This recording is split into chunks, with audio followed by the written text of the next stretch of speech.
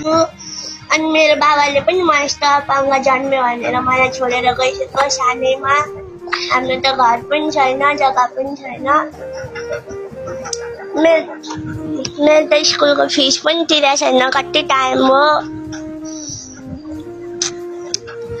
हजुरसँग जोइन हुन मैले कति ट्राई गरेँ हजुरलाई मैले कति मेसेज गरेँ धेरै मेसेज भएर होला हजुरले हेर्छेन लाइभमा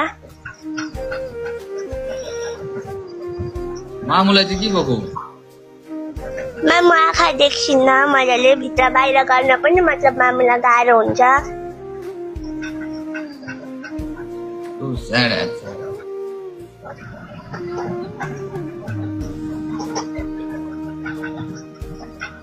Thank you.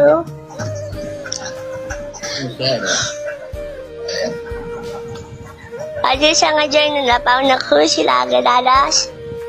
सोचेको पनि थिइन मतलब एड गरिदिन्छ होला भनेर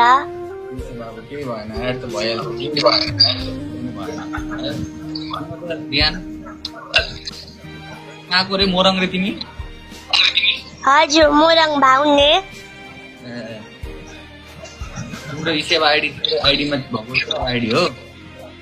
हजुर मामुको हो म त सानै छु मामुको नम्बरबाट खोलेको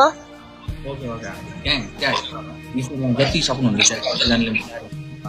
हेल्प गरिदिनु होला है बाबुको लागि मलाई धेरै पढ्न मन छ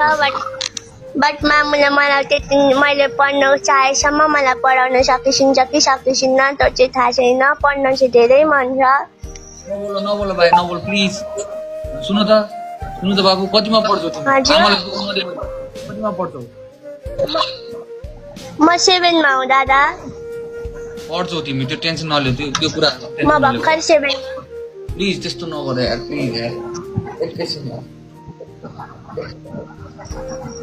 म यस्तो मेरो बाबाले चाहिँ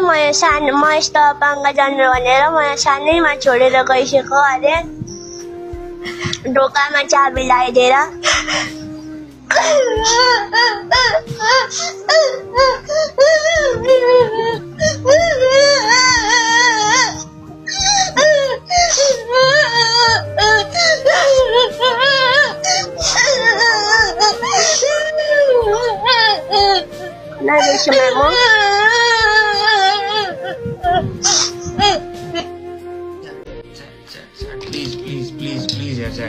प्लिज हात जोडिरहेको छु म जोइन यस्तरी गर्न सक्दैन कि म कनेक्ट हुन सक्दैन chat please I'm sorry chat है आइम सरी म यस्तो देख्न सक्दैन प्लिज यार प्लिज गाइज म त्यस्तो